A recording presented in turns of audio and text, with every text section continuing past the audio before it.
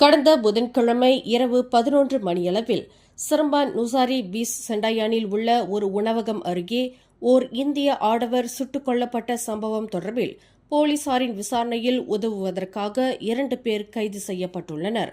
32 மற்றும் 29 வயதுடைய அந்த 2 நபர்களை வரும் நவம்பர் 26ஆம் தேதி வரை 5 நாட்கள் தடுப்பு காவலில் வைப்பதற்கு போலீசார் மஜிஸ்ட்ரேட் நீதிமன்ற ஆணையை பெற்றுள்ளனர் என்று நகரி சம்பிலான் மாநில போலீஸ் தலைவர் டத்தோ அல் ஜஃபனி அமட் தெரிவித்தார். குற்றவியல் சட்டம் 302 மற்றும் 1971ஆம் ஆண்டு சுடும் ஆயுதம் சட்டம் ஆகியவற்றின் கீழ் 2 நபர்களும் தடுத்து வைக்கப்பட்டுள்ளனர்.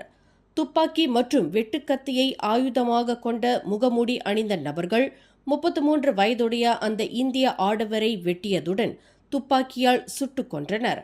அந்த ஆடவருக்கு ஒரு கை துண்டாகி சம்பவ இடத்திலேயே மாண்டதாக இதற்கு முன்பு ஊடக தகவல்கள் கூறுகின்றன.